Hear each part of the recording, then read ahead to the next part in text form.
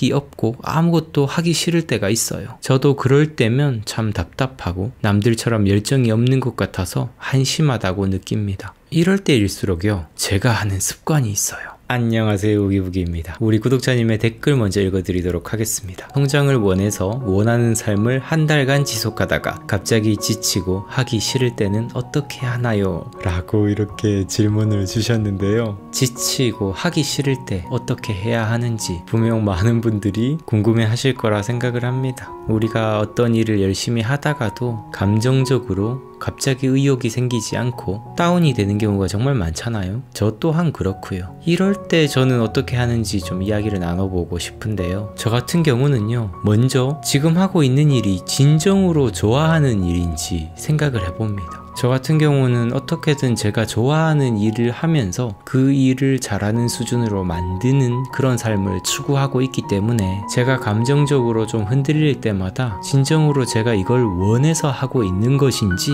스스로에게 물어봅니다. 그래서 스스로가 원하지 않는 일이라면 다른 어떤 원하는 것이 있는지 저 자신에게 물어보기도 하고요. 근데 문제는 그 다음부터 생깁니다. 자신이 원하는 일인데도 불구하고 힘들어서 하기 싫은 상태가 분명 생겨요. 정신적으로도 육체적으로도 지쳐서 하기 싫을 때가 분명 있습니다. 하고자 하는 일이 너무 힘들기도 할 때가 있고요. 자, 이럴 때는요, 저 자신에게 이야기를 해줍니다. 개소리 하지 마! 우리가 인생을 살아가면서요, 어른이 된다는 게 무엇일까요? 저는 어른이 된다는 걸 이런 거라고 생각을 해요. 첫 번째, 경제적으로도 심리적으로도 다른 사람에게 의지하지 않는 것. 그리고 두 번째로요, 인생은 힘든 것이라는 걸 달갑게 받아들이는 것. 이 두 가지가 되었을 때 어른이라고 불릴 수 있지 않을까, 이런 생각을 해보는데요. 우리가 인생을 살아가면서 고통받는 이유가 이 두 가지가 부족해서 생기는 거라고 생각을 합니다. 다른 사람에게 의존하려고 하다 보니까 자신의 내면의 힘을 기르지 못하는 경우가 있고, 인생에서 더 쉬운 길이 있을 거라고 생각을 하면서 힘든 일들을 다 피해가려고만 하는 것, 이런 경우가 있을 거라고 생각을 하는데요. 물론 효율적이고 더 쉬운 길을 찾는 것도 하나의 지혜가 될 수 있을 텐데요. 근데 어떤 지혜로운 방법을 찾든 좋아하는 일을 찾든 결국 고통은 당연히 뒤따른다는 걸 저만의 길을 계속 나아오면서 알게 됐습니다. 예전에 제가 가이드 일을 할 때도 정말 고통스러웠었는데, 가이드 일을 그만두고 제가 좋아하는 이런 독서하는 삶과 기록하는 삶을 통해서 수익을 버는 활동 또한 진짜 고통스러운 활동인 건 매 한 가지더라고요.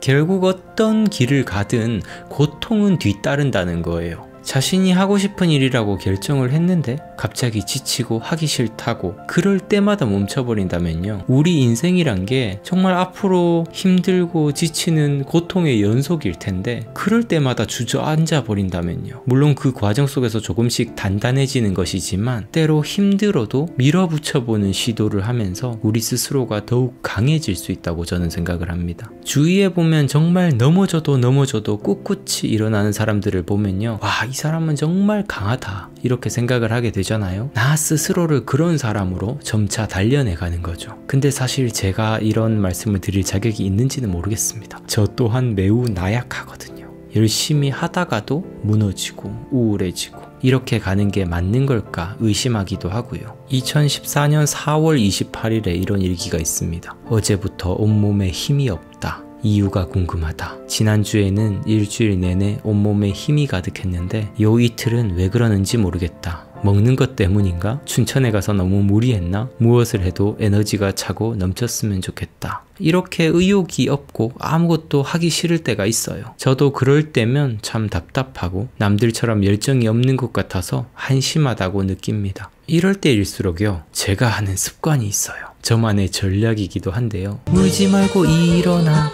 빰빠밤 피리를 불어라 빰빠밤. 제가 어렸을 때 그 개구리 소년 노래 가사 중에 개구리 소년은 피리를 불잖아요. 저에게도 이런 저만의 피리가 있습니다. 저는 인간이 하는 결심의 힘, 다짐의 힘이 정말 크다고 생각해요. 1년 동안 열심히 해보겠어 라는 다짐들, 5년간 한 분야에 정말 미쳐보겠어, 내 사업체를 정말 큰 기업으로 만들어 보겠어 라는 이런 다짐들이 결국 인간을 정말 성장시킨다고 생각합니다. 근데 우린 사실 새해마다 이런 다짐들을 하잖아요. 살을 빼보겠어, 공부를 열심히 해보겠어, 올해는 독서를 열심히 해서 뭔가 다른 사람이 되어보겠어. 근데 그런 다짐과 결심이 진정한 성과로 이루어지지 않는 이유가 무엇일까요? 제가 생각하는 정답부터 알려드리면요, 새해에만 해서 그렇습니다. 다짐과 결심에는 엄청난 힘이 있다는 걸 안다면 그걸 자주 애용해야 되겠죠? 보통 작심삼일이라고 하잖아요. 우리의 결심은 3일이 지나면 약해진다는 거죠. 근데 이게 과학적으로 매우 신빙성 있는 말인 것 아시나요? 과거 성현들의 지혜가 담긴 말 안에 우리 뇌가 가진 망각 원리가 숨어 있었던 거예요. 현대 과학이 발견하는 뇌의 메커니즘들을 보면요, 과거 성현들의 지혜와 일맥상통하는 점들이 참 많아서 정말 신기하다는 걸 발견하게 됩니다. 그래서요, 망각하기 전에 결심을 해주시는 게 정말 중요합니다. 여차저차 살다 보면요, 내가 어떻게 살고 싶었는지도 잊게 되는데 잊을만 하면 다시 상기시켜주고 잊을만 하면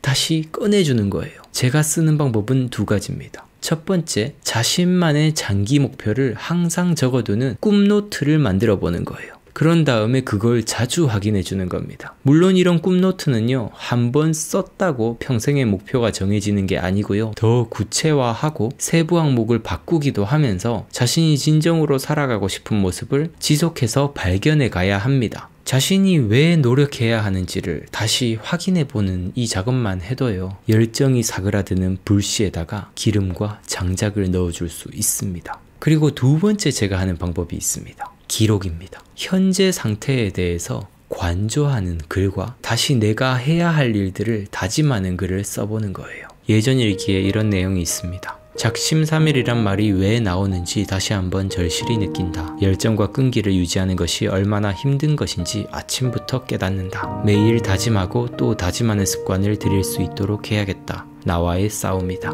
자만하지 않고 긴장감을 계속 유지해야 한다. 가이드 시험 준비하며 한 가지 느낀 점은 나는 아직도 실패에 너무나 민감하고 익숙하지 않다는 것이다. 문제 하나만 틀려도 좌절감과 허무함을 느끼고 더 좋은 요령이 없을까 고민을 한다. 그저 어서 빨리 완벽해지기만을 기다린다. 문제 푸는 것도 세상 살아가는 것도 그게 전부가 아님을 느낀다. 틀리고 또 틀렸을 때 나의 부족함이 어느 부분에 있는지 구체적으로 깨닫고 다음번에는 같은 실수를 하지 않으려 노력하고 체계적인 방법으로 복습하는 것. 마음을 다잡고 공부해야겠다. 난 절대 완벽할 수 없음을 인정하고 그저 묵직하게 반복하고 또 반복하는 것. 그것이 나에게 필요하다. 인생도 그런 것이 아닐까? 넘어지고 또 넘어지는 그 과정들을 즐기는 법을 배우고 싶다. 실패하지 않기 위해 최선을 다하지만 실패를 두려워하지는 않았으면 좋겠다. 나는 운동할 때도 그렇고 게임할 때도 그렇고 왜 그렇게 멘탈이 약한지 모르겠다. 무시당하거나 생각대로 안 될 때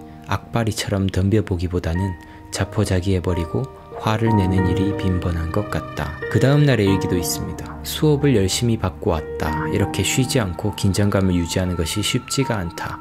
마냥 쉬고만 싶은 마음이 굴뚝 같지만 내 마음을 다잡고 펜을 든다. 공부하면서 공부의 왕도가 없다는 것을 배운다. 아니, 공부의 왕도는 반복이라는 간단한 진실을 알게 된다. 꾸준함과 반복, 그것이 최고라는 것을 확실히 알고 나아가야겠다. 미친듯이 공부해야겠다. 정말 미친듯이.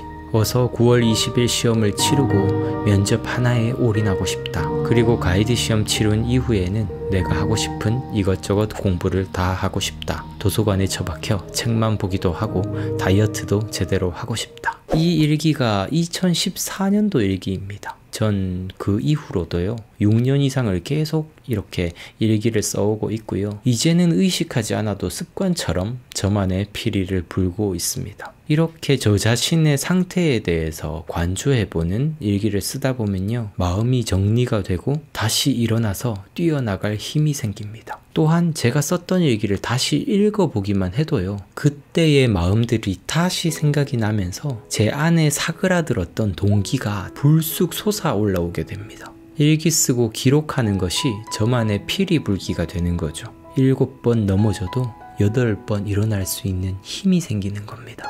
여러분들도 너무 지치고 뭔가 하기 싫은 마음이 생길 때마다 꺼져가는 불씨에 기름을 부어주고 장작을 넣어주는 이런 자신만의 활동을 꼭 만들어 보셨으면 좋겠어요. 제가 썼었던 그리고 지금 또 쓰고 있는 자신만의 꿈노트를 만들어서 중간중간에 다시 확인을 해보는 작업, 그리고 일기 쓰기를 통해서 현재 자신의 상태를 돌아보고 앞으로 계속 노력해보겠다는 다짐을 해보는 시도들, 이 두 가지를 꼭 해보시면 좋을 것 같아요. 그리고 꼭 저만의 방법이 아니라요, 음악 듣기라든지 아니면 산책하기라든지 명상하기라든지 동기를 다시 솟아오르게 만드는 여러분들만의 방법도 찾아보셨으면 좋겠습니다. 네, 오늘의 이야기가 여러분들께도 도움이 되었으면 좋겠어요. 시청해주셔서 감사드리고요. 저는 다음 영상에서 또 인사드리도록 하겠습니다. 감사합니다. 성장하는 방송, 성장에 관한 방송 우기부기TV 손승욱이었습니다.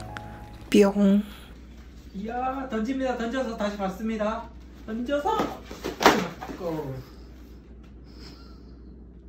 어서 구독 누르라고. 와.